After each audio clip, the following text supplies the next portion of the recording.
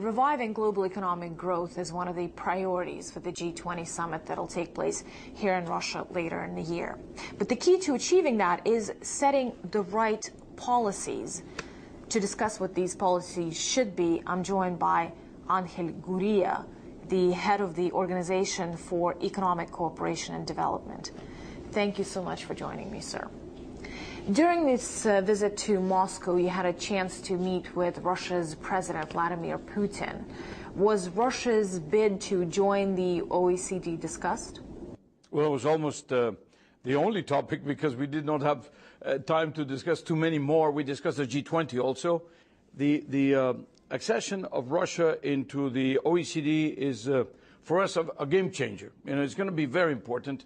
Russia is a very large economy. It's a very important presence in the world of energy. It's a very important presence in all these international fora, etc. So we really are very interested, very excited about the possibility of having Russia as a member.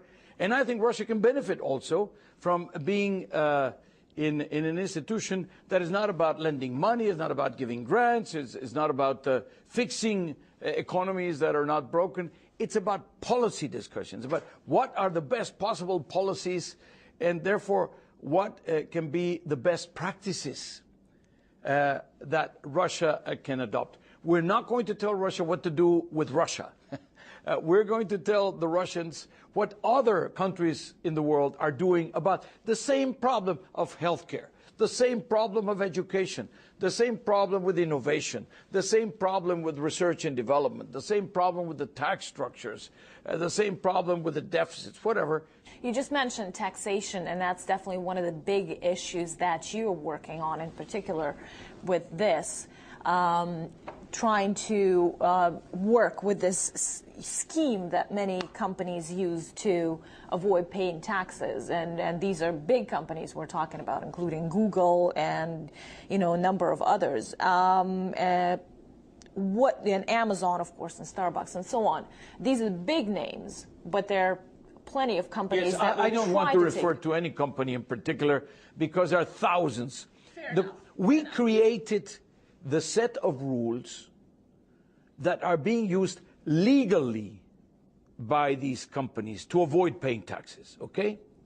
Now, we have had a big war against tax havens, about excessive bank secrecy, about the secret accounts by people not divulging the names. Those are to hide away from the taxpayers. So that was, in a way, an easier war, because we were fighting illegality, okay? Right now, we are trying to combat a legal practice, but that is giving absolutely the wrong results. Why? Because we wanted to avoid double taxation. Now we have created double non-taxation. Right. And what is happening is that the balance between the multinationals and the states, in terms of the states, the government's receiving a certain amount of resources that they need to discharge their duties towards the most vulnerable, mainly, is not happening. And in times of tight budgets, who is getting the brunt of increases in taxes? The middle class, the small and medium enterprises that cannot go away and push their profits to the low taxation jurisdictions? This is exactly what is happening. It is very unfair, but also it is politically very dangerous. It's not going to be possible for too long. As you mentioned, this war is difficult because you're fighting a practice that is technically legal. Indeed. So what are the tools and the weapons to fight the war? We have to change the regulations and the laws that we have created over so many years to try to avoid the so-called double taxation, and that has produced this non-taxation. And it also requires typically a G20 type of effort, like we did with the tax havens and the tax avoidance schemes. What is it about? It's about everybody having a legislation that is conducive towards demanding that companies pay more taxation based on the wealth that they produce in each one of these countries.